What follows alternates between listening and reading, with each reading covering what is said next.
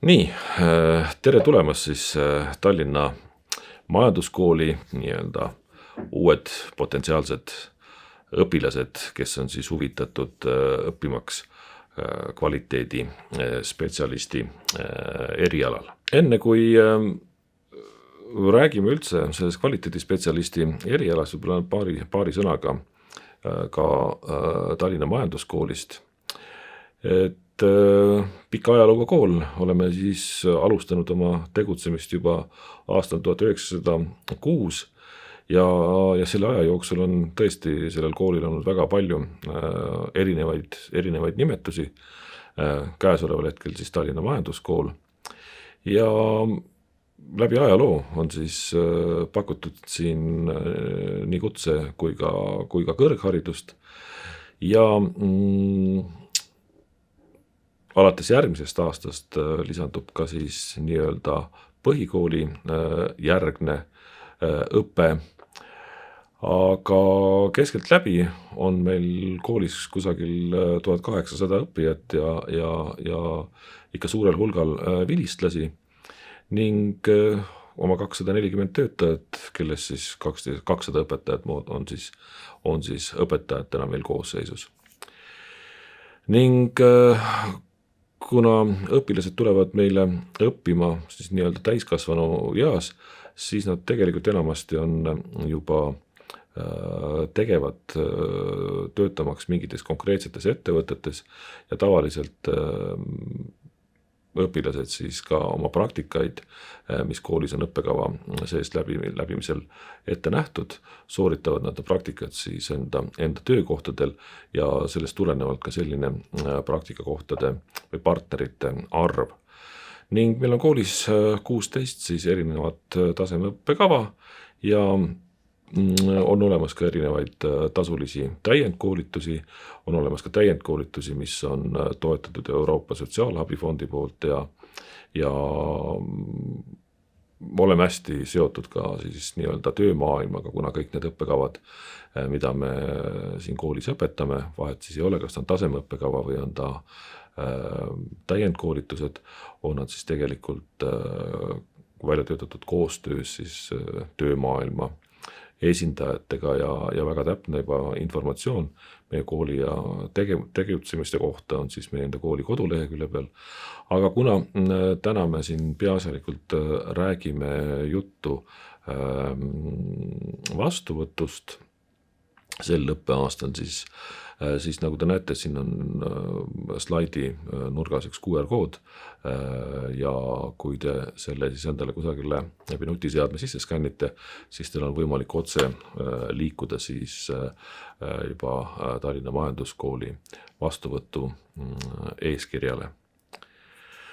Ning käesoleval hetkel siis Tallinna majanduskool on Eesti suurim kutsekool, kus on siis võimalik õppida 5. taseme siis kutseõpet. Eelduseks, et 5. tasemel õppima saada, peab olema vähemalt siis keskharidus, oskama siis eesti keelt ja inglise keele oskus vähemalt siis tasemel A2. Ja nii nagu eelpool sai ka mainitud, on meil väga tihe koostöö töömaailmaga, siis sellest tulenevalt ka meie poolt pakutav kutseharidus on tööturu vajadustega hästi tihedalt arvestav. Kooli õppijatest sai juba räägitud ja kui vast veel lisada, siis nii palju, et vilistlaste erialane tööhõive on seal 90% ulatuses ja õpetajad, kes meil siis kooli erinevatel õppekavadel kaasatud on siis kõik nii-öelda nagu enda eriala valdkonna spetsialistid, nad tulevad tööturult ja sellest tulenevalt ka need nii teoreetilised kui praktilised oskused on hästi seotud sellega, mida tööturg käesoleval hetkel ka vajab. Siin näitlikustamiseks siis see, et peale ärindusõppetooli, kus siis mina olen tegev, on ka olemas veel 2 õppetooli, siis administratiivtöö õppetool ja turunduse õppetool ning siin on siis näha milliseid õppekavasid, milliseid erialasid on võimalik siis Tallinna Majanduskoolis õppida. Ning nüüd juba siis täpsemalt noorem projektijuhi õppekavast. Noorem projektijuhi õppekava tugineb siis kutsestandardile, mille põhjal on siis loodud nii noorem projektijuhi õppekava kui ka siis rakenduskava. Kutsestandard on vastavalt siis leitav Kutsekoja kodulehekülje pealt ning vastavalt siis õppekava ja rakenduskava on siis olemas Tallinna Majanduskooli kodulehel erialade nii-öelda rubriigis. Ja mida üldiselt siis noorem projektijuhi, ütleme nagu õppekava läbi töökohustuste siis tegelikult eeldab või milliseid teadmisi me läbi noorem projektijuhi õppekava püüame siis anda, on siis teadmised ja oskused ja hoiakud, mis siis tegelikult võimaldavad inimestel siis iseseisvalt juhtida ja ellu viia, ütleme selliseid lihtsamaid projekte oma töökeskkonnas.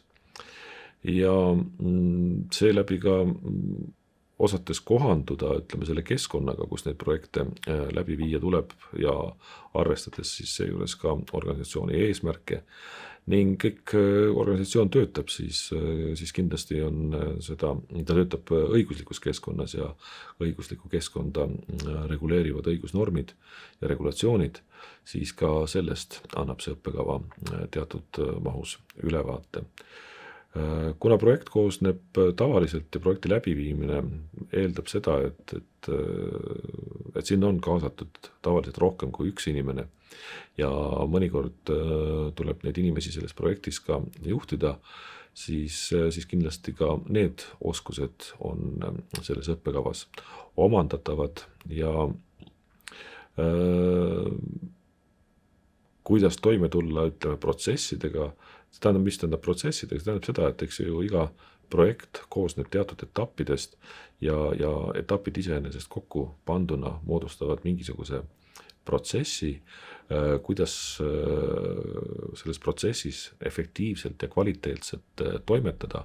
See on kindlasti väga olulised teadmised, mis nii-öelda ühe eduka projekti korralduse juures vajavad tähelepanu ja need oskused on kindlasti omandatavad. Ning projekti juhtimise juures kindlasti mingite vaheetappide jooksul tuleb rääkida sellest, millega te olete olnud hõivatud, millised on teie järgnevad plaanid või siis juba ennem, kui te olete mingisuguse projekti juurde jõudnud, te peate seda projekti põhjendama kellegile ja kuidas seda teha siis nii-öelda suuliselt kui ka kirjalikult, kuidas väljendusoskust seejuures rakendada, milliseid kommunikatsioonitehnoloogiaid kasutada, sellest annab ka see õppekava nii-öelda ülevaate. See on nii-öelda lühidalt. Ning järgnevalt on siis ära toodud õppekava struktuur, et õppekava läbimine toimub siis 2 õppeaasta jooksul, mille käigus siis läbitakse nii põhiõpingud, valikõpingud kui ka siis praktiline osa, et põhiõpingute struktuur on siis 102 EKAP-it ja valikained sinna juurde 18, ongi kokku 120 EKAP-it, 60 EKAP-it esimesel aastal, 60 teisel aastal ja siis 30 EKAP-ilises mahus on siis praktika. Ning siin on ära toodud ka nii-öelda need moodulid, mida te siis õppetegevuse käigus läbite, individuaalne õpitee ja töö muutuvas keskkonnas. See on selline moodul, mis on läbiv moodul kõikides kutse õppekavades ning juba järgnevad 3 põhiõpingute moodulit siis moodustavad nii-öelda selle tuumiku sellest õppekavast ning seejärel siis ka valikõpingute moodul, kus teil on siis võimalik oma nii-öelda eelistusi kirja panna. Ning õppetegevus toimub siis sessioonõppe formaadis, kontaktõppe vormis ja kontaktõppe võib ka kasutada õpetaja ka siis e-õppe formaati või siis veebiõpet vastavalt siis sellele, kuidas õpetaja on enda õppetegevust selles konkreetses teemas ette näinud. Ja nii nagu siin juba praktikast sai nagu räägitud ka, et praktika toimub siis nii esimesel kui ka siis teisel kursusel ja esimese kursuse praktika algab teil 2026. aasta veebruarist ja kestab kuni augustini, on seda praktikat võimalik sooritada ja teise kursuse praktikat saab siis teha alates veebruarist kuni mai lõpuni 2027, kui te nii-öelda jõuate nii kaugele, et teise kursuse praktika vajab juba sooritamist ja läbimist. Ja praktika koha leiab siis õpilane endal ise, et tavaliselt ju need õpilased, kes meil koolis õpivad, juba kusagil töötavad ja seeläbi sooritatakse need praktikad siis enda töökohal. Selleks, et kooli astuda, tuleb teil täita õppeinfosüsteemis SAIS ära avaldus, esitada see ajavahemikul perioodiks on 19. mai kuni 20. juuli ja võimalik on siis kandideerida 2 tasemeõppe õppekavale korraga, aga siis tuleb ära märkida enda prioriteet 1 ja prioriteet 2. Ning selleks, et tulla õppima 5. tasemele nooremprojektijuhi õppekavale, on teil siis vaja keskhariduse olemasolu, mida siis tõendab nii ka siis kutse keskhariduse või siis gümnaasiumi lõputunnistus. Koolis on meil ka olemas jätkuõppe erialad, aga jätkuõppe erialade tingimusteks on siis see, et oleks 5. taseme siis nii-öelda õppe kas siis läbitud või nende kompetentside olemasolu, mis siis on tõendatud kas lõputunnistuse või siis portfoolio kaudu. Ning selleks, et saada vastu võetud kooli, siis nii-öelda tuleb teil sooritada vastuvõtutest, mis siis toimub ajavahemikul 28. juuli kuni 31. juuli ja see on valikvastustega test ja tulemuste alusel siis moodustatakse kandidaatidest nii-öelda pingerealine järjestus ja vastavalt siis sellele nii-öelda kehtestatud õpilaste arvule saadakse siis nii-öelda kooli vastu võetud. Ja vastuvõtu eest tuleb siis sooritada koolis koha peal siis ette nähtud ajal.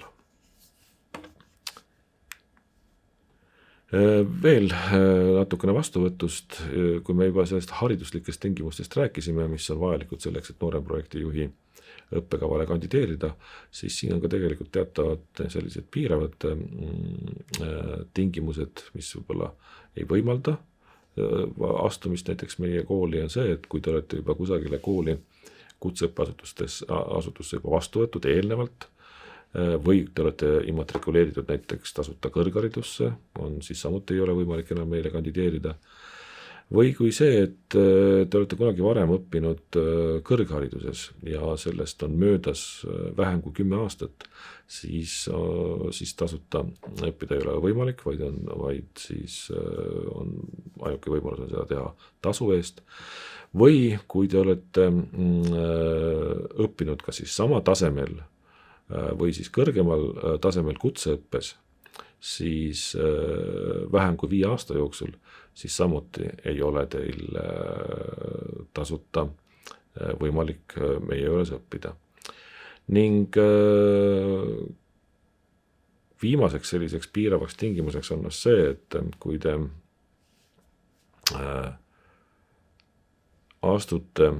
olete astunud kahel korral kutseõppeasutusse näiteks ja selle pooleli jätnud ja sellest viimasest pooleli jätmisest on möödas vähem kui 5 aastat, siis on ka nii-öelda tasuta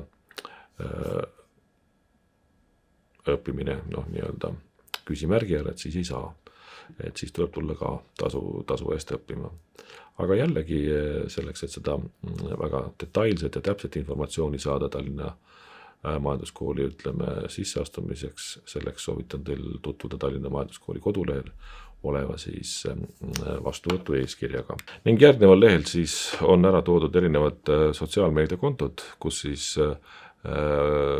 Tallinna Majanduskooli informatsiooni hankida on võimalik ning suur tänu teile kuulamast ja kohtumiseni siis juba Tallinna Majanduskoolis vastuvõtutestidel ja siis juba õpingutel. Aitäh teile!